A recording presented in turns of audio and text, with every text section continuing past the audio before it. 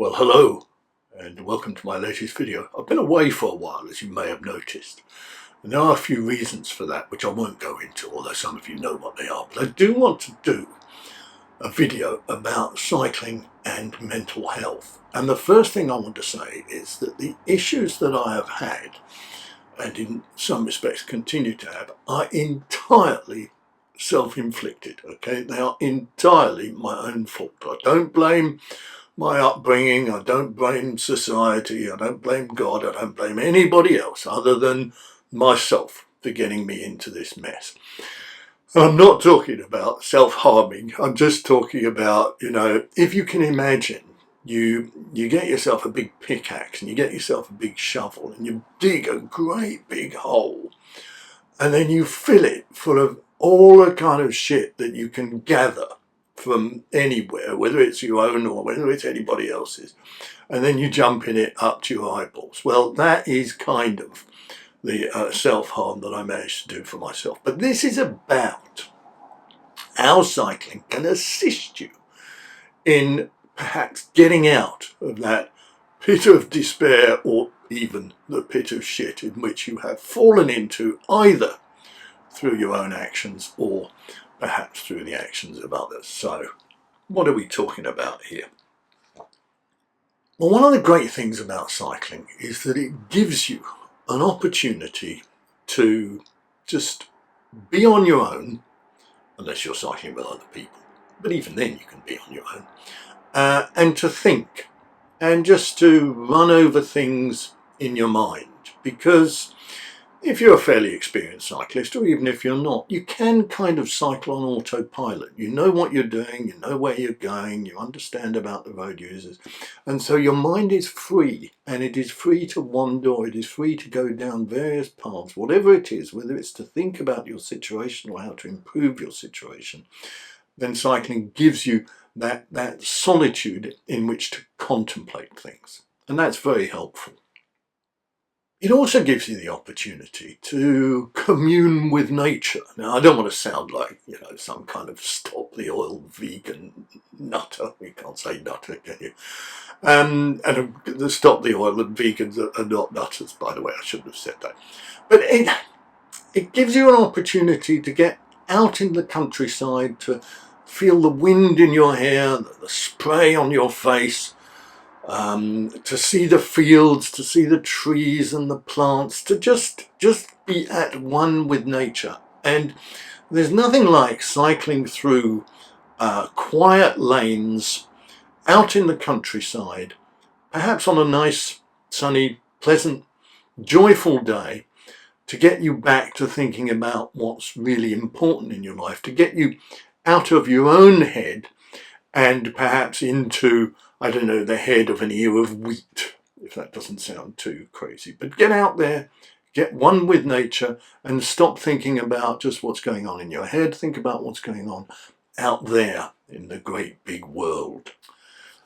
Cycling enables you to concentrate on things. You focus on things. And sometimes you need to put your own problems into perspective, and you need to think them through. And you can do that on the bicycle. You can weigh things up in your mind. You can turn them over in your mind. You can test out different theories, different ideas. And as you're cycling along and your legs are going round and you're turning the pedals, in the same way the cogs in your brain are turning round, and they're helping to get your thoughts clear, helping you to clarify what it is that might have gotten you into this situation and what you can do to get out of it. So cycling can help you do that.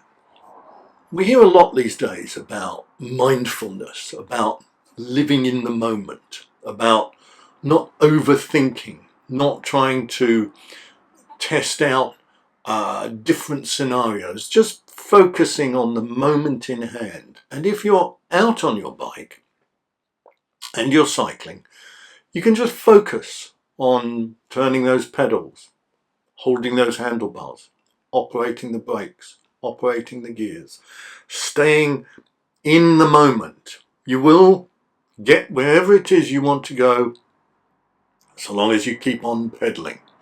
And if you're going downhill and you stop pedaling, well, then you can freewheel and you'll get to your destination that way.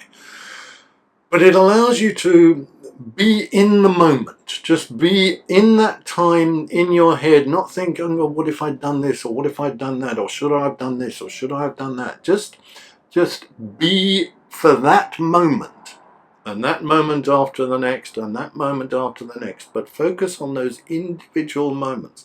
Don't focus on time as being linear. Don't focus on something, oh, what am I going to do tomorrow? What am I going to do next week? How am I going to get out of this mess? Just be in that moment and enjoy that moment for what it is and what it does for you. And cycling helps you do that. I find sometimes that if I'm sitting around and I'm not done enough exercise, I haven't used enough energy, there's too much opportunity for my mind to go over things, to worry about things, to think about things. But if you're cycling and you're cycling hard, then that effort and that exhaustion and that tiredness, that takes over, because your brain is no longer in a position to consider all these other situations, all these other scenarios. All it is able to do is to focus on that tiredness that's flowing through your legs, that's flowing through your arms, and you just concentrate, and again you live in that moment and you don't have to worry about a whole range of other things. So that kind of exhaustion I find is very good for my mental health, because if I'm too tired to worry about stuff, if I'm too tired to think about stuff, not tired in a kind of insomniac way, but tired in a way where my muscles are tired because I've been out for a hard ride, then that's going to help me rest and sleep. And sleep is so important. I've not been sleeping well for a while, particularly the last few months. Again, self-inflicted reasons for that, but sleep is so important. And if you can tire your body out, genuine tiredness, not tiredness because you've been sitting on the sofa all evening watching TV, but genuine tiredness, that will help you get sleep, and sleep will help your body recover, and that helps your mental health. The other thing about cycling is it helps you to prioritize, to think about what's important in your life. All of us have so many things that have been going on, so many distractions, so many things that we have to worry about. But if we can manage to think about what are the key things, what's important, what's our list of our top 3 things that we have to do, our top 5 things that we have to try and achieve, whether it's today, tomorrow, the rest of the week, whatever it is, but enables you, you're on the bike, you're prioritizing what you're doing in terms of your cycling, and that enables you to prioritize things in your mind, to get things straight for you. And then you can come home and you can say, yes, I've sorted it. Yes, I've resolved that problem. Yes, I understand what I need to do. Yes, I understand how I need to stop doing those things that I have been doing that are bad for my mental health. The other thing I think is really good for your mental health is knowing that other people are worse off than yourself. Yes, there is I'm a great believer in that German notion of Schadenfreude, that you take joy in other people's misfortunes. Well, if you're cycling along and you see somebody who's stopped at the side of the road because they've had a puncture, yes, it puts your own problems into perspective. You're cycling along and you go past somebody because they're so much slower than you. Yes, it puts your problems into perspective. You're cycling along and some wanker goes past you in a white van, yes, you see, there are things going on in that man's life that are far worse than my particular troubles at the moment. Or somebody, when somebody flashes past you in a big white fuck-off Mercedes or an Audi or Golf GTI or whatever it is, perhaps they're leaning out the window saying, fuck off, then you know the paucity, the lack of joy in their lives that makes them think that shouting at a cyclist is the way to achieve some kind of nirvana. That helps me to know that however bad situations may be and however bad situations may become, there are others who are worse off than myself. And boy, oh boy, does that make me feel good. And it's one of the things about God. God knows, because God is up there laughing at us, because he knows there are people, my friends, who are worse off. There are planets in our solar system where they haven't discovered apps. They don't have Apple. They don't have, I don't know, Wilco to buy cheap stuff in. They don't have the kind of things that us human beings have spent thousands of years developing. TikTok influencers. Can you imagine that somewhere out there over the rainbow, there is a planet and they have not heard of TikTok? Oh, and God is laughing at us because he knows that other people are worse off than ourselves. And if we know that, that is good for our mental health. So you're down there, but other people are lower. And the other people who are lower, there are people who are lower than you in terms of their mental health. So you can help, you can feel good. You can feel better because you're out on your bike and you know that life, my friends, yes, life can only get better. Now I've said over the rainbow things are going to get a lot worse, but my friends, that is a joke.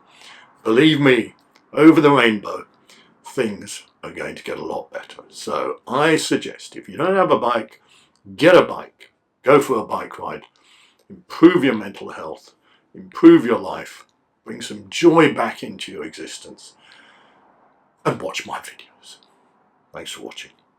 See you next time.